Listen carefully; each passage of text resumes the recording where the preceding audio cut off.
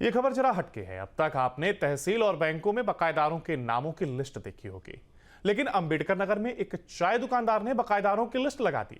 उन बकायेदारों की जिनसे उनका रोज का लेना देना है। दुकान पर बकायेदारों की लिस्ट लगाने की इलाके में चर्चा तेज हो गई है। देखिए रिपोर्ट।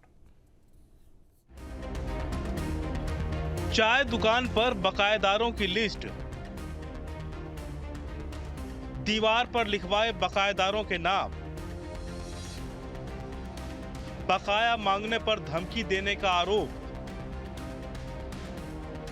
चाय वाले ने जनता से मदद की लगाई गुहार। पिंटू 10,000 रुपए, जवाहिर 4,000 रुपए, अमरजीत 1,000 रुपए। ये उन बकायेदारों की लिस्ट है जिन पर चाय दुकानदार का बकाया नहीं लौटाने के आरोप है। बार बार पैसे मांगने पर बकायेदार उन्हें टरकाते रहे, फिर धमकी देने लगे, जिसके बाद परेशान चाय दुकानदार ने ये नया तरीका अख्तियार किया। अब तक आपने तहसील में, बैंकों में बकायेदारों की लिस्ट देखी होगी। अब अंबेडकर नगर में एक चाय दुकानदार ने बकायेदारों को बेनकाब करने के लिए उसी दुकान का सहारा लिया जहां से उनका बकाया है। यहाँ किस चीज की दुकान किए हैं? नमकीन, चाय, बिस्कुट। अच्छा, ये जो नाम लिखे हैं आप, हाँ ये लोग उधार किए हैं आपका? हाँ, क्या क्या लिए हैं आपके यहाँ से? नगद पैसा ले ले हुए हैं, हाँ, खसी ले ले हुए हैं, नगद दिए नहीं पैसा? न। कब से लिए हैं?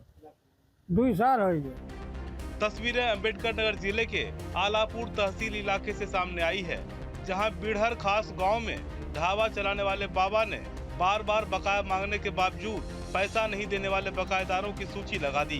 दुकानदार ने अपनी दुकान पर पेंट से बकायदा उनके नाम और उन पर बकाया की रकम मोटे मोटे अक्षरों में लिखवा दिए हैं।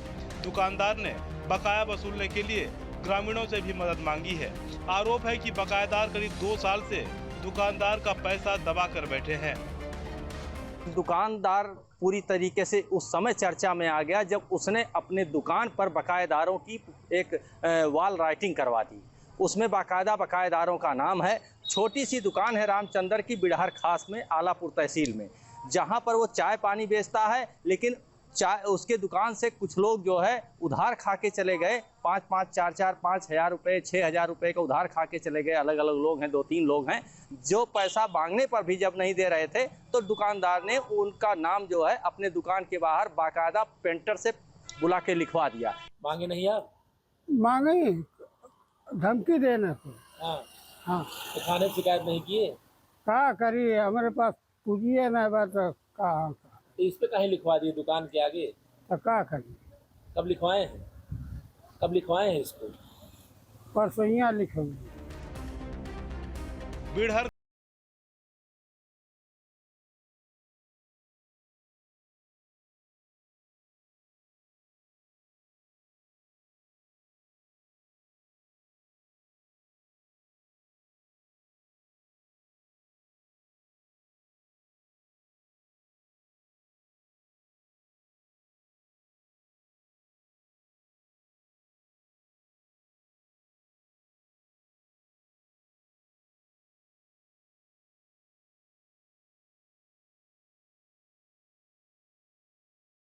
टरका रहे हैं, यहाँ तक कि अब धमकी देने लगे हैं, जिसके बाद दुकानदार ने उनके नाम ही लिखवा दिए। तो लिखाने में क्या रुपया लगा?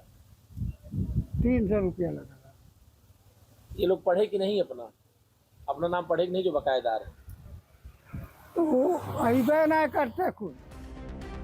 हालांकि मामले में दुकानदार ने पुलिस से कोई शिकायत नहीं की है और बकाया बढ़ने पर बकायेदारों ने दुकान पर आना जाना भी बंद कर दिया है। इस बीच बकाया वसूली के इस नए तरीके से चाय दुकानदार की बात बकायेदारों के साथ सरकार और प्रशासन तक भी पहुंच गई है। अब इंतजार इस बात का है कि नाम लिखवाने के बाद भी क्या बकायेदार दुकानदार पर रहम करेंगे।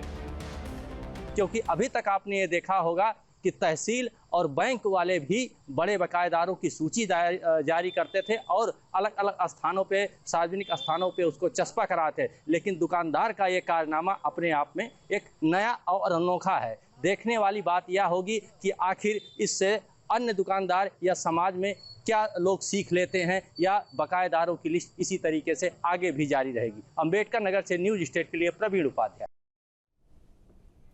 इटावा से एक चौंकाने वाला मामला सामने आया है, जहां एक बहू अपने रिश्ते के ससुर संग फरार हो गई है। महिला अपने साथ अपनी 2 बेटियां और लाखों के जेवर भी ले गई है।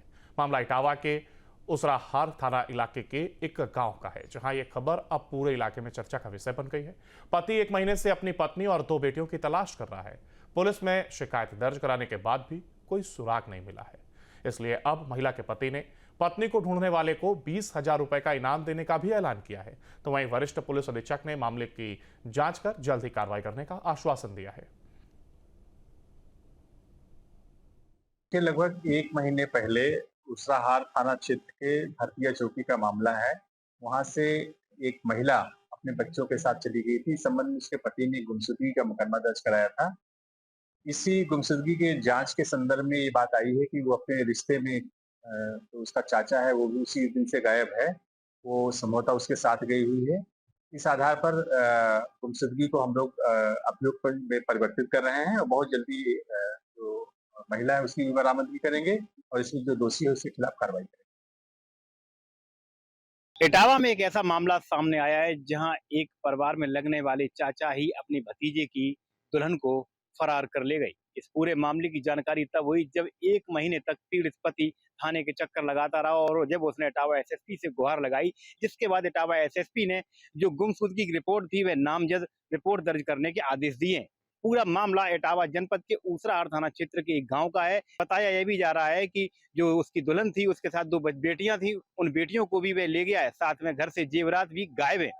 जो पीड़ित पति है उसने कई तरीके के अधिकारियों से गुहार लगाई है, तो वहीं उसने 20,000 रुपए का इनाम भी घोषित किया है।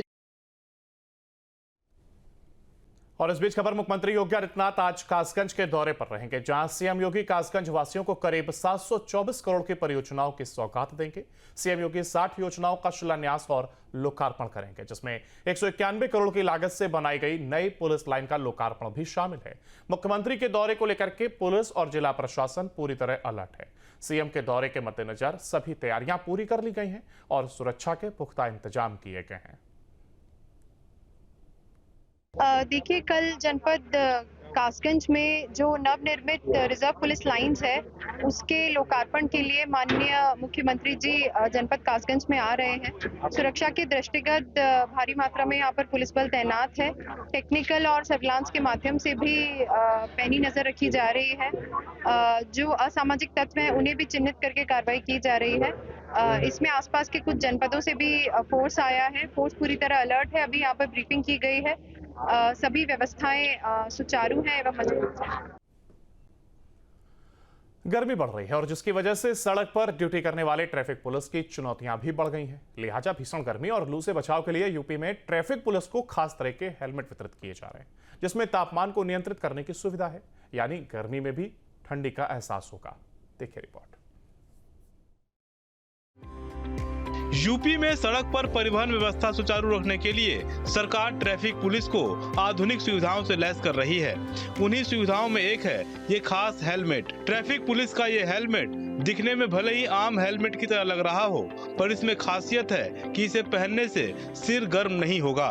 तेज धूप में ड्यूटी के दौरान ट्रैफिक पुलिसकर्मी इस हेलमेट के जरिए खुद को ठंडा रख सकते हैं। सहारनपुर में अलग अलग चौराहों पर तैनात ट्रैफिक पुलिस को इस तरह के हेलमेट वितरित किए गए हैं। यातायात प्रभारी अमित तोमर ने बताया कि पहले चरण में कुल 33 पुलिसकर्मियों को हेलमेट वितरित किए गए हैं। प्राथमिकता उन चौराहों को दी गई है जहां 3 ओर से धूप आती है और छाये की कोई व्यवस्था नहीं है। ये विशेष हेलमेट न सिर्फ गर्मी बल्कि बारिश से भी सुरक्षा प्रदान करेंगे।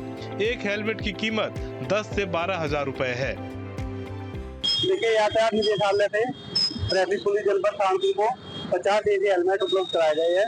इनका वितरण हमने सभी अपने ट्रैफिक कर्मियों को कर दिया है और इनके साथ एक लिथियम बैटरी है और ये कूलिंग और हैंड मोड पे चलते हैं, जो गर्मी से यातायात कर्मियों को निजात दिलाते हैं। गाजियाबाद में भी गर्मी से राहत दिलाने के लिए यातायात पुलिस कर्मियों को टेम्परेचर कंट्रोल हेलमेट दिए गए हैं। एडीसीपी ट्रैफिक सच्चिदानंद ने जिले के 10 से अधिक स्थानों पर तैनात 100 ट्रैफिक कर्मियों को हेलमेट, छाता और पानी की बोतलें वितरित की। इसका मकसद भीषण गर्मी में ट्रैफिक कर्मियों को कुछ राहत प्रदान करना है, ताकि वो बेहतर तरीके से अपने कर्तव्यों का निर्वहन कर सकें। ऐसी हेलमेट की यही खूबी है कि ये ठंडा रहता है और इसको इलेक्ट्रिक के माध्यम से चार्ज भी किया जाता है। इसके साथ ही हम लोग पानी की बोतल भी दे रहे हैं, चश्मा भी दे रहे हैं और एक छाता भी दे रहे हैं। और जो भी इम्पोर्टेंट पॉइंट है जहाँ पे शेड की कोई व्यवस्था नहीं है, ऐसे जगहों पे हम लोग जो है ट्रैफिक कर्मियों को बांट रहे हैं। उद्देश्य यही है कि जो ट्रैफिक व्यवस्था है हमारी सुचारू रूप से चलती रहे। इससे पहले शाहजहांपुर में भी ट्रैफिक पुलिस कर्मियों को हेलमेट बांटे गए। एसपी राजेश द्विवेदी ने मुख्यालय से भेजे गए 50 हेलमेट का वितरण किया। हेलमेट के अंदर पंखा लगा है जिसकी बैटरी बेल्ट में लगाई जाती है। एक बार चार्ज करने पर बैटरी 8 घंटे तक चलती है। इससे पुलिस कर्मियों को गर्मी का एहसास नहीं होता है।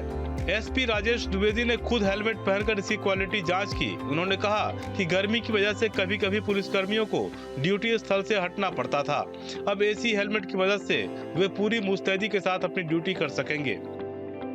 मौसम बहुत ही गर्म है, हमारी ट्रैफिक पुलिस को लगातार खुले में अपनी ड्यूटी करनी पड़ती है। तो इस गर्मी से निपटने के लिए अभी हमारे 50 जवानों के लिए हेलमेट्स लाए गए हैं, जो कि एसी हेलमेट्स हैं, बैटरी ऑपरेटेड हैं और ये बैटरीज इनके बेल्ट्स में क्लिप करके, जैसा आपके सामने दिख रहा है, हेलमेट से पहनते हैं तो उसके अंदर ठंडी हवा आती रहती है। ये लगातार 8 घंटे काम करने में सक्षम है ताकि इन्हें जो इनकी शिफ्ट है उसके दौरान कोई भी दिक्कत ना आए। उत्तर प्रदेश पुलिस ने कानून व्यवस्था को बेहतर बनाने और पुलिस कर्मियों को गर्मी से बचाने के लिए ये कदम उठाया है।